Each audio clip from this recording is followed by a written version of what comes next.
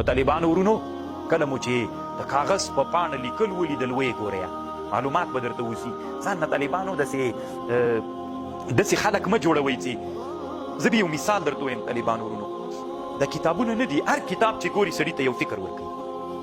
اوس مثلا د ایمن په مدرسه کې د تاسې د لویې دورې شاګردان چې دي درې استادان یو زه یم عبدالسلام شیخ صاحب د امام صاحب ایمن هر یو بیل بیل فکر دا که نه امام صاحب یو فکر درکوي زه بل فکر درکوم عبدالسلام شیخ صاحب بل فکر درکوي دا خو نسبت فکرونه نږدې دي که داسې څوک دې ولیده چې فکرونو منځ کې ډېر لوی بعد و نو ته چې درې داسې استادانو سره وخت تېروې چې فکرونه یې بیخي ډېر بدل وي نو ته به یوه داسې جامع پالیسي مختاروي چې د درې واړو استادانو سره ژوند وکړلی شي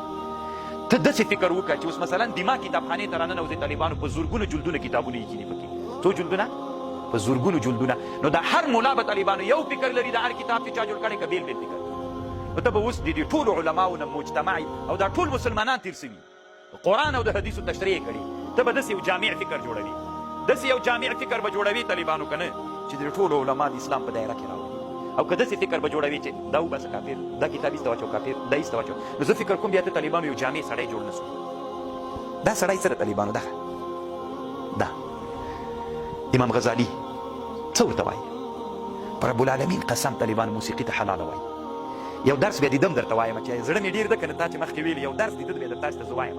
احیاء العلوم کې ده په موسیقي باندې یو بحث کړی خو مطلقه موسیقي نه موسیقي یو علم د طالبانو دی علمي راغلی ده په موسیقي باندې راغلی کم حالت کې دی جایز دی نو اوس طالبانو صحیح ده دا د ده تفرد ده د ټول اسلامي امت نه دا د ده تفرد ده اسلامي امت ده سره دا خبر نه مني خو ځینې مني ته د مسلمان په حیث چې ځان نه آینده کې یو عالم جوړوي چې په افغانستان کې اوس دا د ما په کتابخانه کې ښایي موسیقي حلاله بولي دلته حدیث نه داسې استدلال کوي څوک حلاله بولي کافر یې بولي نو ته به داسې وایي چې ایسته یې واچو کافر ده که داسې یو پالیسي به جوړوي چې ده ته به داسې نوم ورکوي چې د اسلامي امت یو لوی محسن امام غزالي دا طالبانو ځان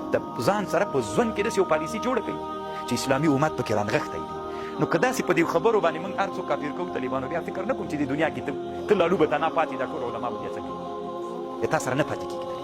فکر ته مو پام شته که نه داسې یو پالیسي بیا اوس دا کتابخانه کې چې ما سره څومره کتابونه ایښي دي دا ټول کتابونه د علماو کتابونه دي خیر ده که خبرې نه منم خو د اسلام په دایره کې به هغه علما زه راولم